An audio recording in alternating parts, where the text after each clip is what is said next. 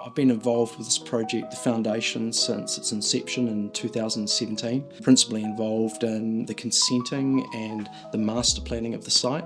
We've been delivered the first building, the Nathan Residences, in October last year, and then moved through with Pearson House, which is on track to deliver in Q3 of this year. Generous's view on a village is that we will look to a location and then develop a bespoke architectural response.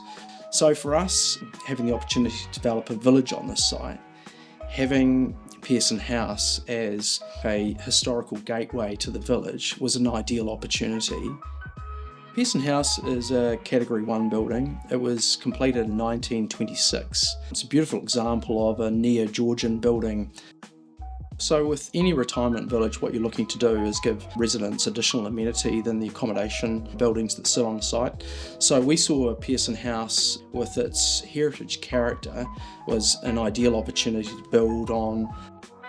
It was previously an accommodation block for visually impaired people from the 1920s.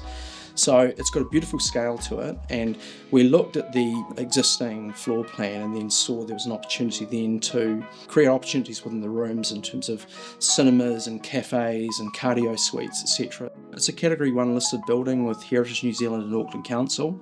So there's a lot of dialogue up front in the design phase with Heritage New Zealand and Auckland Council's heritage specialist to establish what constraints and parameters that we could work within. So what we could do to the outside was very little. Seismically, the building was challenged from being constructed in the 1920s. It's masonry but had a low NBS. So primarily we were looking to bring it from a low NBS up to close to 70%, which is required from an insurance perspective, and for us to give us confidence that the building's got longevity going forward. So one of the key determinants in seismic upgrades is looking at heavy elements within the building. Part of the beauty of it is it's got these very strong chimneys that penetrate through the roof plane. So we've effectively had to disassemble those, take the original bricks, freight them to Christchurch, have them slipped, and then reassembled onto lightweight chimneys that have then been freighted back to Auckland and lifted back into place. So that means that in the event of an earthquake, you don't have all this mass sort of swaying up in the roof plane.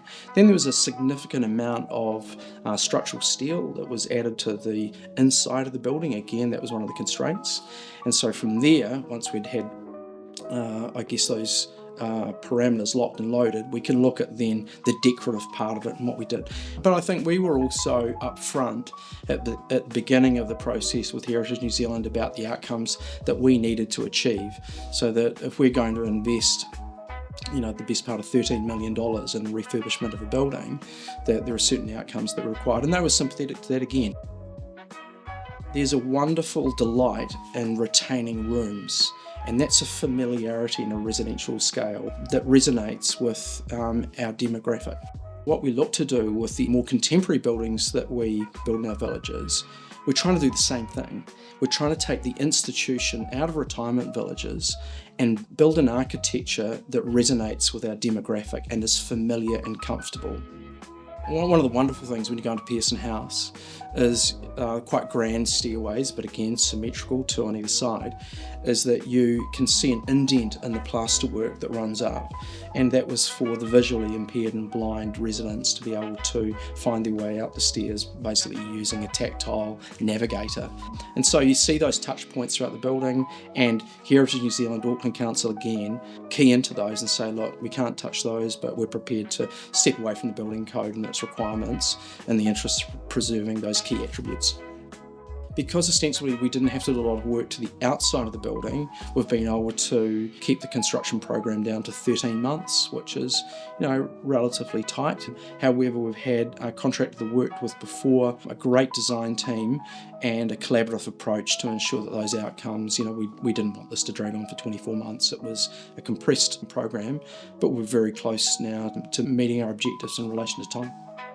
We've constructed the Nathan residences that we're on at the moment, so that's got 46 apartments, and also the commercial offices for Blind and Low Vision New Zealand. The next building, which is under construction at the moment, is for another 60 residential apartments as part of the village, and that will complete in the third quarter of 2026. From there, we'll have the best part of 106 apartments in the village with Pearson House providing those communal facilities, and then we'll move into a larger building that sits in the middle of the site, which has more accommodation and communal amenities for the residents.